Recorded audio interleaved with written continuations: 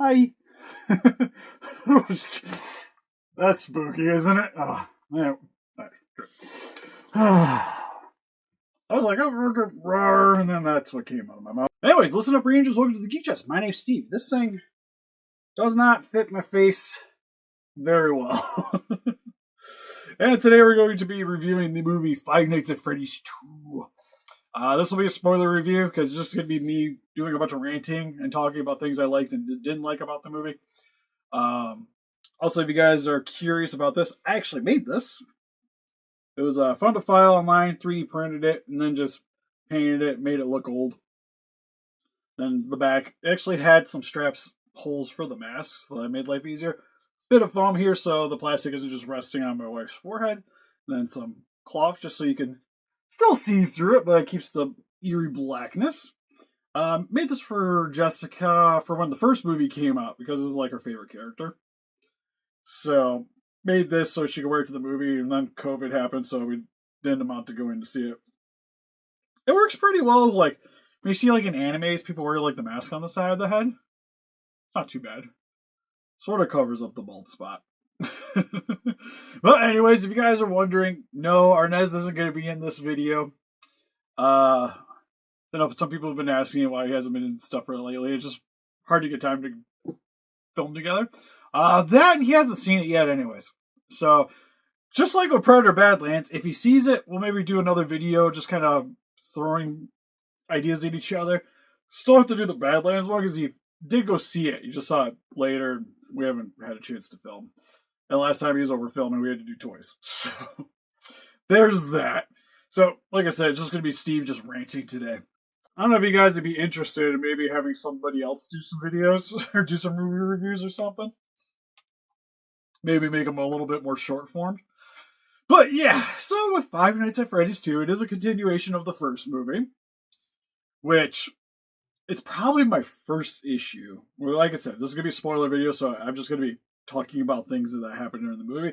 If you want just a quick little spoiler-free version of this video, I thought it was just okay.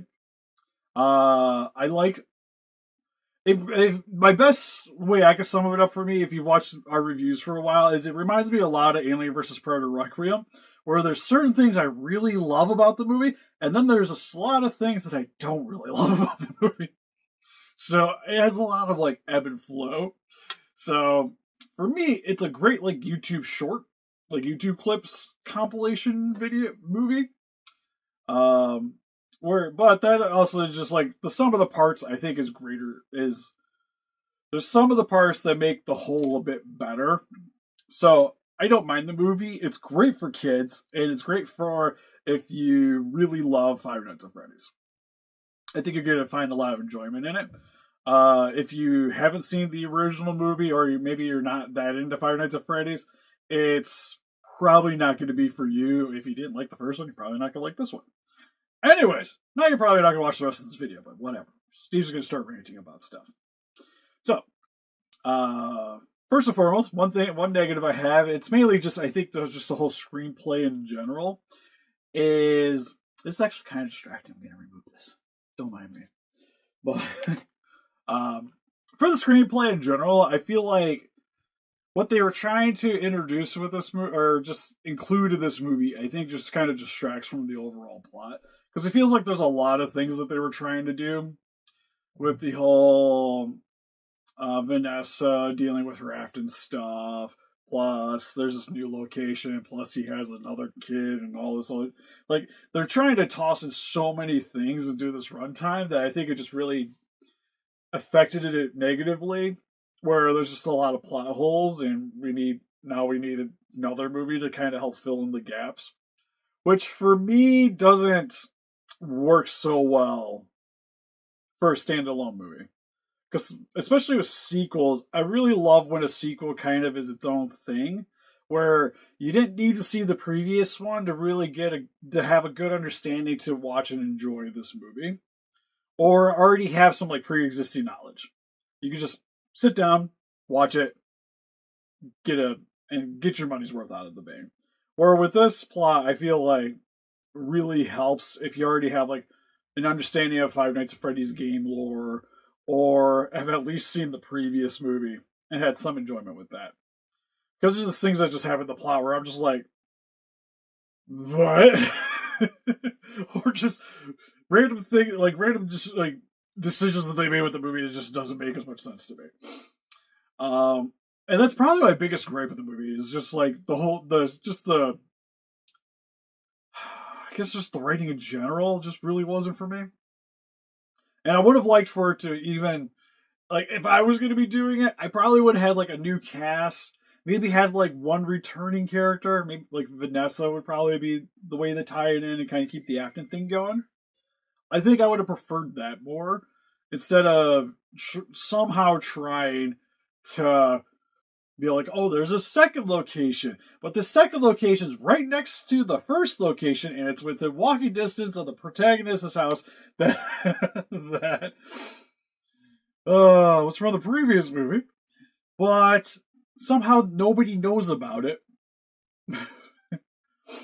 Seems like it would have been a big enough thing. So there's that, the whole thing. And again, it would just been nice to just like head it at a different area with different people. Maybe have like Vanessa show up just to kind of explain what's happening, so that you as a viewer are coming into it kind of fresh, and then you have her to kind of fill in some gaps that are maybe would have been like you'd be questioning at the intro of the movie. I think would have worked well, and it kind of would also give you that same feeling of the game, where again it's a different location, it's different people, but there's like an overarching story, but it itself is its own self-contained thing. I think I would have liked to have seen a little bit better than what was here. So quite a bit of negative. For some of the stuff that I really like, the Jim Henson effects are fantastic in this movie. Like the animatronics are definitely probably the reason why you're going to see the movie for the most part. I think they did a standout job on all the designs for everybody. The Wizards are great. Like the Wizards scene, I think is probably my favorite thing in the entire movie. Even though, again, there's random things where he's typing on the computer trying to shut out the Wi-Fi, and then Foxy's about to go murder him, and it takes him like 10 minutes to swing that arm down. It felt like, anyways. But that would be decrepit animatronics and stuff. That I could forgive a bit. But I just love the whole thing with like him, like the mask sitting on the side. He's like, that can't work, and then for some odd reason he decides to grab it anyways, and it does work magically, but doesn't work on Foxy. But I love that scene in general. Even like I said, there's a lot of this movie you kind of just take yourself out of it a bit. Like with him ripping Balloon Boy's head off, just going off a metal animatronic monstrosity. Seems odd. Like, how strong is he? Is he like Ed Strong from Ed, Edd and Eddy? It's like stuff like that. Like the animatronics, for how chunky they sound, just seems so fragile. Which, again, I could forgive that, but it's one of those things where you see him like do it, and you're just like, huh. I don't think that's how that works. But again, like that whole sequence, I thought was fun. Especially like Balloon Boy coming out of the water and then the little propeller thing. I thought was really cute. It's kind of the thing with this movie. There's some stuff I just thought was cute, more than scary in that regards. The marionette, though, was terrifying. I like the marionette stuff. My wife wasn't as into it. But I thought it was cool how they were doing it. Like, it was easily probably the scariest thing about the movie. And I love how they set up certain scenes in the movie. Like the introduction, like the intro with the girl trying to save I'm forgetting her name. But when she's trying to save the boy, and Springtrap notices, you see him in the background, and like the light shifting and chasing down. Like I really loved the whole setup for that. I thought it was nice, and the motivation for the marionette, I think, worked pretty well for me. It might be cool to see the puppet a little bit more, but like I said, I like what they were trying to do with it. And again, like the kills in the movie, I thought were pretty fun. It's just like I was just like a bunch of little marionettes that were like little piranhas, which would have been maybe cool to see them doing maybe a little bit more with that. Like I said, there's a lot of random things that happen in this movie where it's just like you never see it again, but it's kind of like an interesting scene. Then the Mangle Steamer just massacres that boy. But then is the other scene where it's trying to get Vanessa on while it's on top of the car. And I'm still trying to figure out how it got on top of the car and how it didn't murder the car being instantly on top of it. Because the thing probably weighs more than the car. So I'm pretty sure it knows instant transmission from Dragon Ball Z. Like it just warps on top of the car and bam, we're good to go. That was one of those ones I'm like, again, how? And how it just didn't murder her like instantly. And then it just like gives her time to do stuff. Like I said, it's like scary but very family friendly scary in that aspect. And also just how the animatronics are so quiet when they're not on the screen, but when they're on the screen they sound like RoboCop. And how they sneak up on anybody, I don't understand. Like it should have been like when he was coming out of the classroom, he should have been like hearing those sounds in the back, like somewhere off in the distance, which would have been kind of cool. I think I would actually like that, where he's like maybe working, like getting his keys, and you just kind of hear a thunk, thunk, thunk, thunk, thunk, and then him coming out, maybe trying to investigate. I think that would have maybe helped to build a little bit more tension. Kind of would have been like the T-Rex or Jurassic Park, where like you hear the footsteps, the rippling, which I think people would maybe have been like, oh, well, it's just like a fun homage of that, but it makes it a little more realistic in that aspect. So I would have thought it would be kind of fun. And then with the acting and the voice work, overall really liked it. I liked everybody in the movie, especially like Megan Fox's Chica. I thought was fun. I guess stop using the word fun. I thought it was good. But you already know she's like solid in horror movies anyways. Like I love Jennifer's Body, so I'm way open to Megan Fox being in scary movies. They had Matt Pat as Bonnie, which was like unrecognizable, which I thought was cool. Because if I didn't know that, I would never have guessed. Which again, fantastic work. Freddy sounded cool, and again, I thought everybody did like a really serviceable job, or better. Like Matthew Lillard was really good in it. Ulrich I thought was good. So then I don't really have any complaints there. It's just again, I just hammering it home. It's just a lot of like the random plot points and just like gaps in like the thought processes of some of these people. Just like I don't quite understand. I think probably honestly my biggest one, and I hadn't heard a lot of people talk about it, is the speak and spell that she takes from the original location that Marionette like possesses or uses her Wi-Fi or whatever to pretend that she's Chica to get her to go to the other location. For what they introduced in the movie, doesn't make any sense to me. Because she's stuck at that particular location. So how was she able to magically possess the speaker spell from the different location that we've already established the other like later on in the movie too, that the kids from that location can only survive being in that location? How did she affect that thing? And then how does she know where she lived in order to get her to the new location? And by the way, also knowing that she already had pre-existing knowledge of the animatronics and such from the previous movie. It's like, you just gotta kind of let your brain go. Which isn't really that hard for me, to be fair. And then the whole ending. Like, it's probably the thing that hurt the most because of everything they try to introduce. Because I'm still confused on how the old animatronics came back. Because I feel like I'm missing something, which I probably am. But they weren't at the location. You never see them in the movie. It's pretty much we're kind of told that they're broken. And you thought the kids were gone. That's what's introduced in the movie.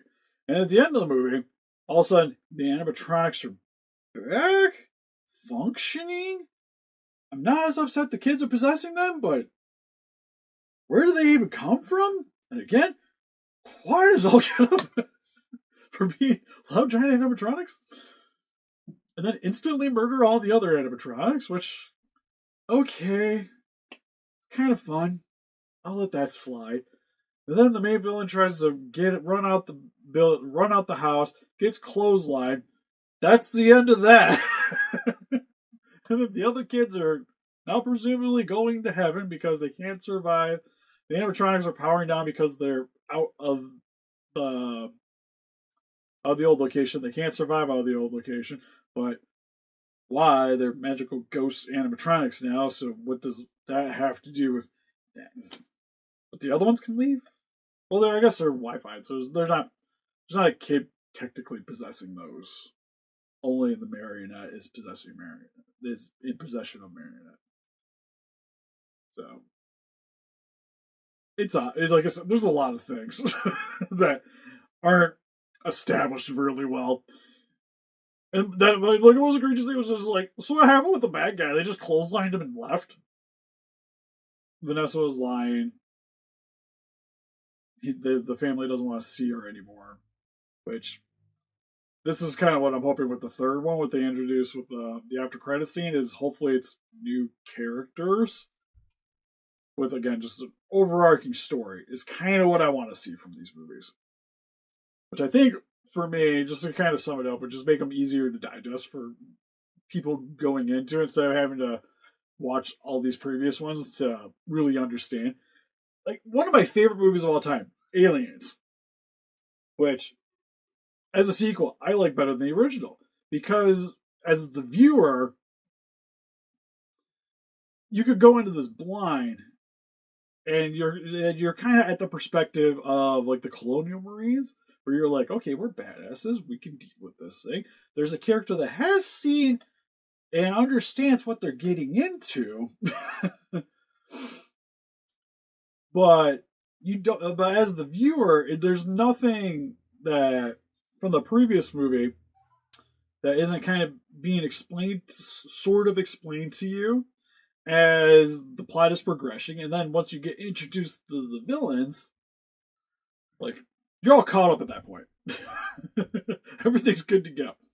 And there's nothing from the previous, like, if you have knowledge of the previous movie, it helps, but you don't need it to really enjoy this whole thing. And, like, the entire story of the movie is kind of told in one nice, clean film.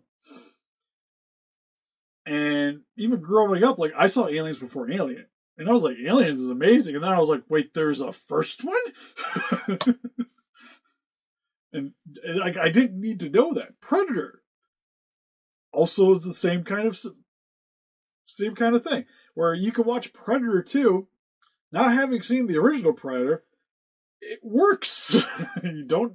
It's like, it helps if you had a previous understanding. Again, there's an overarching story. They acknowledge that the first movie is a thing, but it's not central to the plot. And I think that's really what Five Nights at Freddy's needs, especially going forward, to be, I would say, more accessible to, like, an even more broader audience than just kind of tailoring to a more,